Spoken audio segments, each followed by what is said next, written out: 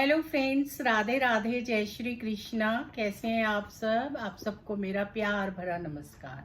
स्वागत है आपका क्या कहते हैं आपके नंबर में। आज हम बात करेंगे शुक्र यानी वीनस के राशि परिवर्तन में। वीनस का गोचर में परिवर्तन होने वाला है, वो अपनी नीच की राशि यानी वीनस की जो नीच की राशि होती है वो होती है कन्या।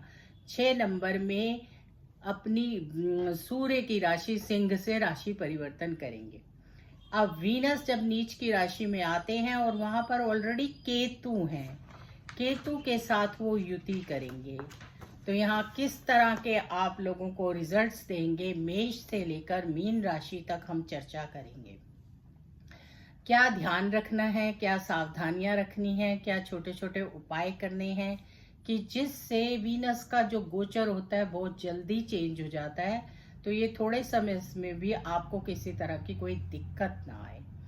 क्योंकि वीनस अपनी नीच राशि में जाएंगे और नीच जो राशि होती है 6 नंबर की कन्या राशि, अगर काल पुरुष की कुंडली देखें तो 6ठा नंबर होता है। ये रोग ऋण का घर होता है। यहाँ पर बहुत सारी ऐसी चीजें होती हैं कि जिनमें थोड़ी सावधानियां रखी जाएं तो बहुत अच्छा होता है। वीनस शुक्र एक लग्जीरियस प्लैनेट है, हमें आराम देता है, अट्रैक्शन देता है, धन वैभव सब कुछ इसी से मिलता है। लेकिन जब वो खराब होता है तो फिर बहुत सारी परेशानियां भी देता है, स्वास्थ्य संबंधी भी परेशानियां देता है। तो चलिए बात करते हैं कि किस तरह के हमारे परिणाम आएंगे। उससे पहले आप सब मेरा YouTube channel astrologer Lalita Tandon like कीजिए, सब्सक्राइब कीजिए और बेल आइकॉन को ज़रूर दबाइए। हमसे जुड़िए। वीडियो पसंद आए तो कमेंट्स में राधे राधे लिखिए। देर ना करते हुए काल पुरुष की पहली राशि मेष राशि, कुंडली की मेष राशि में 6ठे घर में ही वीनस बैठेंगे, यानी कि नीच के 6ठे भाव में बैठेंगे और यहाँ पर वीनस नीच के होते हैं। शुक्र जो है 6ठे घर में, ये बहुत ही एक अच्छा भी कह सकते हैं। कभी किसी वीडियो में आपको मैं ये तथ्य जरूर समझाऊंगी कि वीनस यानी शुक्र 6ठे घर में नीच के होते हैं और जो हमारे बुध हैं वो 12वें घर में गुरु की राशि मीन में नीच के होते हैं और ये बुध की राशि में नीच के होते हैं। बुध जो है हमारा ज्ञान का कारक होता है, बुद्धि का कारक होता है। तो यहाँ आकर बस बुद्धि पर ये क्या करने वाले हैं उस पर ध्यान देना होगा। केतु के साथ यहाँ ये युति करेंगे। केतु मोक्ष का कारण है, केतु हमारा जो है हमारे धर्म का कारण है और उसके साथ साथ केतु जिस ग्रह के साथ भी जाए बैठते हैं उसी के प्रभाव को बढ़ा देते हैं, क्योंकि ये छाया ग्रह है। तो मेष राशि के 6ठे भाव में जब वीनस बैठेंगे तो यहाँ आपको धन धान्य बैंक बैलेंस किसी तरह की कोई कमी नहीं होगी। आपको बहुत सारी ऐसी अपॉर्चुनिटीज भी आएंगी जिन पर आपको विचार करके कार्य करना होगा। और इसके साथ साथ आपको ध्यान क्या रखना है, अपने जो भी नियमित रूप से आप कार्य करते हैं वो जरूर करिए, जैसे कि सूर्य को नमस्कार करना, केसर का टीका लगाना, या जो भी आप अपने जिस भी आराध्य की पूजा करते हैं। यहाँ आलस करेंगे आप उन चीजों को करने का, तो आलस नहीं करना है, नियमित रूप से अपने काम को करना है। यहाँ पर किसी से उधार नहीं लेना है। अगर इतने दिन आप उधार नहीं लेंगे तो आपको बहुत लाभ होगा। वैसे आपको मनी की कोई प्रॉब्लम नहीं होगी, पर कई बार हम इन्वेस्टमेंट करने के लिए या कुछ लेने के लिए उधार लेते हैं, तो उससे बचेंगे तो अच्छा रहेगा। महिला मित्रों से भी दूरी बनाकर रखेंगे तो बहुत अच्छा रहेगा और बहुत लाभ होगा। कोई लेग पुलिंग कर सकता है, उसकर भी बच के रहिए। तो उपाय क्या करना है, शुक्र का उपाय कीजिए, हो सके तो किसी धर्म स्थान पर या लंगर में चावल का दान कीजिए, गाय को चारा डालिए और उसके साथ साथ छोटी कन्याओं की पूजा कीजिए। हो सके तो शुक्रवार के दिन माता लक्ष्मी पर मखाने की माला है जो वो चढ़ाइए। और बहुत अच्छा जन्माष्टमी का दिन आ रहा है, उस दिन भी आप माँ लक्ष्मी लक्ष्मी नारायण पर मखाने की माला अर्पण कर सकते हैं, उससे आपको लाभ मिलेगा। अब हम दूसरी राशि की बात करते हैं, वृष राशि। वृष राशि जो कि शुक्र की अपनी राशि है, अगर हम देखें तो ये 5वें नंबर में बैठेगी, यानी 5th हाउस में बैठेगी। 5th हाउस बच्चों का हाउस है, ये कंपटीशन का हाउस है, प्रभात का, यानी जो हमें पिछले जन्म के कर्म होते हैं उनसे जो मिलता है उसका हाउस है। आपके लिए ये जो है इतना ज़्यादा नुकसानदेह नहीं होगा। हाँ, आपके खर्चे बढ़ जाएंगे, खर्चा आप खूब करेंगे, और खर्चे का बैलेंस बनाने के लिए आपको चाहिए कि सोच विचार कर खर्चा करें, ध्यान दें, बच्चों पर खास ध्यान दें। बच्चे किसी नशीली चीज़ों का सेवन तो नहीं कर रहे हैं, उस पर ध्यान दें, और खुद भी व्यसनों से बचें, तो आपको बहुत लाभ होगा और आपके सारे कार्य पूर्ण होंगे। आपको यहाँ पर क्या करना है, अपने शुक्र पर्वत पर नंबर 24 ब्लू पेन से लिखिए। अगर आप ये पॉसिबल नहीं है तो अपने बेड के साउथ साइड पर लिखिए, और उसके साथ साथ आपको शंकर भगवान पर सफेद फूल चावल चीनी चढ़ानी चाहिए। उससे आपकी काफी ज्यादा प्रॉब्लम सॉर्ट आउट हो जाएंगी। अब हम बात करेंगे तीसरी राशि यानी कि मिथुन राशि की बात। मिथुन राशि में ये जो है चौथे घर में गोचर करेगा, यानी कि शुक्र चौथे घर में गोचर करेगा, और चौथा घर सुख का घर, माता का घर, वाहन मकान सबका घर होता है। नीच के शुक्र होते हुए भी यहाँ आपको सब कुछ देंगे, लेकिन फिर वही बात आ जाती है, कोई धोखा ना कर जाए, कोई धोखा ना करे, या आप किसी भी चीज को हल्के में लेकर नुकसान ना कर बैठे। तो इन बातों पर ध्यान देंगे तो लाभ होगा। लक्ष्मी माता के कनक धारा स्तोत्र का पाठ कीजिए, लक्ष्मी जी पर गजरा चढ़ाइए, और उसके साथ साथ दान पुण्य करिए। माता के स्वास्थ्य का ध्यान रखिए, और हो सके तो अगर शुगर बीपी वगैरह की कोई प्रॉब्लम है तो उस पर भी खास ध्यान दें। घर वाहन, कोई भी जमीन जायदाद, कोई भी चीज लेते वक्त ध्यान रखें, और पेपर लीगल कार्य पूरे अच्छी तरह से चेक करें। यहाँ पर उपाय आपको करना है, गाय को चारा देना है, और उसके साथ साथ आपको छोटी कन्याओं को कुछ ना कुछ देना चाहिए, और अपने घर में अपनी पत्नी से सलाह लेकर कार्य करेंगे तो बहुत अच्छा रहेगा। अब हम बात करते हैं कर्क राशि की। अगर हम कर्क राशि की बात करें तो इसके तीसरे भाव में शुक्र बैठेंगे, तीसरे भाव में नीच के होकर शुक्र बैठेंगे। यहाँ पर आपको इतना कोई नुकसान नहीं होगा, लाभ होगा, आपके काम बनेंगे। धर्म के घर को शुक्र देखेंगे तो आप धार्मिक कार्य भी करेंगे, मांगलिक कार्य भी होंगे, हर तरह से आपको अपॉर्चुनिटीज मिलेंगी। लेकिन बात यही आ जाती है, जब कोई भी ग्रह नीच का होता है तो उसके कुछ ना कुछ इम्पैक्ट्स तो आते हैं, तो ध्यान तो रखना चाहिए। आपको भी ध्यान रखना है यहाँ पर अपने स्वास्थ्य का, हेल्थ पर थोड़ा ध्यान रखिए, हेल्थ पर फोकस कीजिए, और उसके साथ साथ घर परिवार में सबके सहयोग के साथ कार्य करिए। छोटे बहन भाइयों के साथ मधुर संबंध बनाकर रखिए, और खान पान का ध्यान रखिए। आपको यहाँ उपाय ये करना है, राम परिवार के दर्शन कीजिए, केसर का टीका लगाइए, और आप भी गाय को गुड़ चना खिलाइए, उससे लाभ मिलेगा। अब हम बात करते हैं सिंह राशि की, यानी कि पांचवी राशि सिंह राशि। अगर सिंह राशि को देखें तो सिंह राशि में ये गोचर दूसरे घर में होगा, यानी कि सेकंड भाव में, आय के भाव में होगा। तो नेचुरल है, आपको अपॉर्चुनिटीज तो बहुत मिलेंगी, लाभ भी होगा, धन लाभ भी होगा, आपके आय के स्रोत बढ़ेंगे। घर परिवार में आपको सहयोग बना के चलना है, वहां पर आपको थोड़ी प्रॉब्लम्स आ सकती हैं। और इसके साथ साथ कोई भी प्रोजेक्ट या कोई भी डील साइन करते वक्त आपने ध्यान रखना है कि कहीं आगे जाकर उसमें नुकसान ना हो जाए, और इन्वेस्टमेंट से बचेंगे तो बहुत अच्छा रहेगा। उपाय आपके लिए भी है, शंकर भगवान पर जल चढ़ाइए, और जल के अंदर थोड़ा सा केसर डाल लीजिए, केसर का टीका लगाइए, सूर्य की पूजा करिए, और महिला मित्रों से आप भी दूरी बनाकर रखें।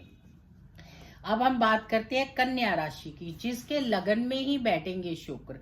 शुक्र लगन में बैठेंगे और सीधा सप्तम भाव को देखेंगे। तो अपनी पत्नी के साथ अपने संबंध अच्छे रखिए, पत्नी को कोई अपनी वाणी में मधुरता लाइए, अपशब्द मत बोलिए, नहीं तो आपको नुकसान हो सकता है। बाकी आपको यहाँ लाभ होता हुआ दिख रहा है, लाभ मिलेगा, प्रॉपर्टी से लाभ मिलेगा, व्यापार में लाभ मिलेगा। लेकिन मैंने आपको जो बताया है, पत्नी को कोई गिफ्ट या उपहार भी दीजिए, उसका सहयोग लीजिए, और उसके साथ अपने जो है संबंध मधुर बनाकर रखिए। आपको चाहिए नीला रंग बहने, और आप भी 24 नंबर लिखें, लक्ष्मी माता की पूजा करें, और जितना हो सके लंगर में आप भी चावलों का दान करें, उससे लाभ मिलेगा। अब हम बात करते हैं सातवीं राशि की, यानी कि तुला राशि की। तुला राशि के शुक्र बैठेंगे 12वें भाव में, यहाँ वैसे तो शुक्र नीच के हैं, लेकिन शुक्र की ही राशि है तुला और उसके 12वें भाव बैठेंगे। अगर हम देखें तो 12वीं राशि जो होती है वहां पर जो शुक्र होते हैं उच्च के होते हैं और 12वें भाव में भी बहुत अच्छे रिजल्ट्स देते हैं। तो आपके लिए बहुत अच्छा समय होगा, आपको लाभ मिलेंगे, आपके सारे काम बनेंगे, बैंक बैलेंस बढ़ेंगे, विदेश की यात्रा कर सकते हैं, घूमने फिरने जा सकते हैं, लेकिन अपने स्वास्थ्य पर थोड़ा ध्यान जरूर दीजिए।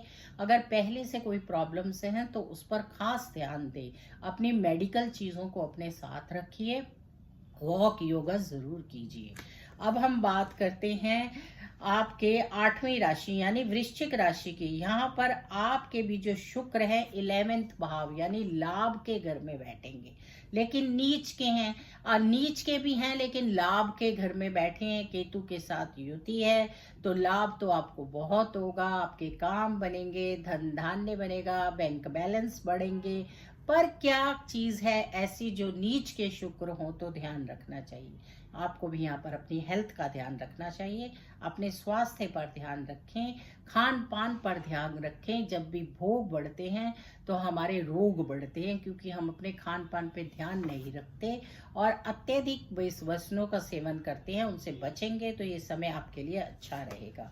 अब हम बात करते हैं धनु राशि की। धनु राशि में ये जो गोचर है वो 10th भाव में होना जा रहा है, यानी 10वें घर में।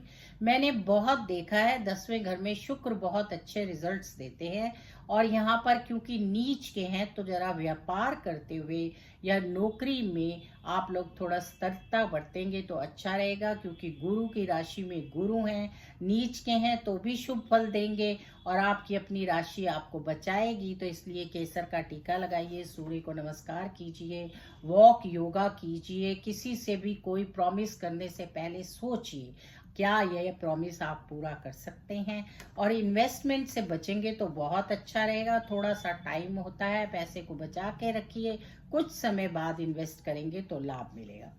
अगली राशि है हमारी मकर राशि। मकर राशि के ये 9th भाव में बैठेंगे। 9th भाव में शुक्र नीच के होंगे और यहाँ पर धार्मिक कार्य करेंगे आप लोग। यहाँ पर बहुत अच्छे रिजल्ट्स, क्योंकि ये मकर राशि इनकी फ्रेंडली राशि होती हैं, शनि की राशियां, यहाँ रिजल्ट्स तो अच्छे आएंगे। पर ध्यान क्या रखना है, किसी भी धर्म के कार्य में कोई ऐसा काम नहीं करना है जिसको कि करने से आपको नुकसान पहुंचे, क्योंकि यहाँ पर आपकी कोई भी बात फटाफट उजागर हो जाएगी। अगर आप धन से संबंधित या किसी भी तरह के किसी षड्यंत्र में जाने की कोशिश करेंगे तो वो जल्दी से उजागर हो जाएगा और उसके नुकसान आपको उठाने पड़ सकते हैं। तो उसके लिए सीधे सीधे चलिए, अपना ध्यान रखिए और हो सके तो ब्लू कलर यूज कीजिए। ब्लू कलर की बेडशीट बिछाइए, ब्लू कलर इसका फ्लावर्स रखिए और 24 नंबर का यूज कीजिए।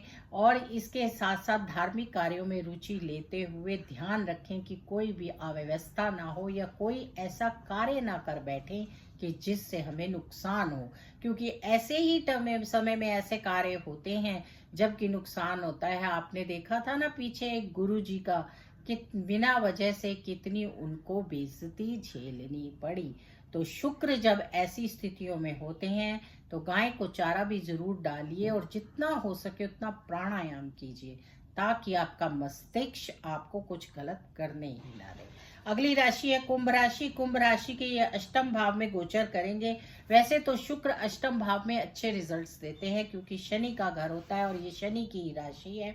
यहाँ पर अच्छे प्रभाव देते हैं, शनि से इनकी मित्रता होती है।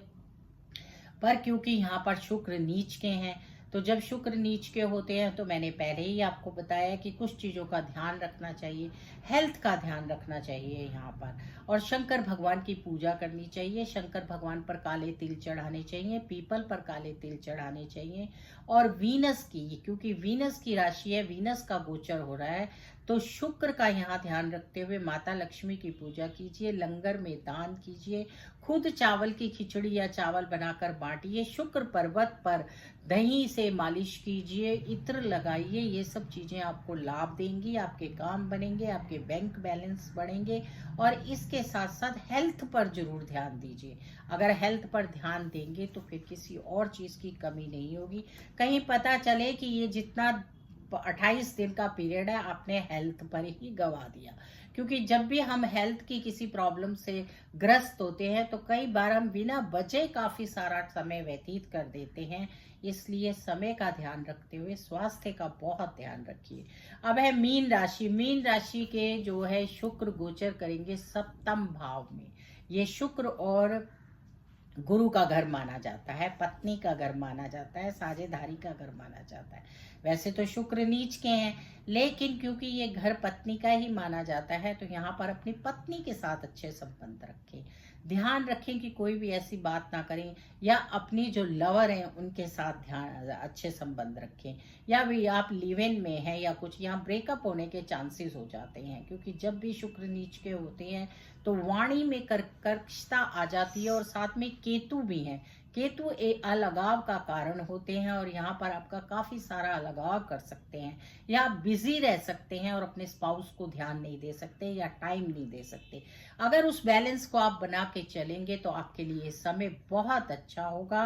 व्यापार में, प्रमोशन में, नौकरी में किसी तरह की कोई दिक्कत नहीं होगी। छोटी इलायची की चाय बनाइए और अपनी पत्नी के साथ बैठकर पीजिए। पत्नी को कोई उपहार या गिफ्ट भी जरूर दीजिए। इन सब चीज़ों का आपकी लाइफ पर असर होगा और उसे खुश रखने की कोशिश कीजिए। सबसे अच्छा होगा कि उसकी सलाह लेकर कार्य कीजिए, जिससे वो आपकी परेशानी को समझेगी और आपकी बल्ले बल्ले हो जाएगी। तो राधे राधे, जय श्री कृष्णा। आप सबको मेरा प्यार भरा नमस्कार। कमेंट्स जरूर लिखिए राधे राधे। वीडियो को जरूर देखिए पूरा, और इसके साथ साथ हमारे चैनल को भी जरूर सब्सक्राइब करिए। राधे राधे, जय श्री कृष्णा।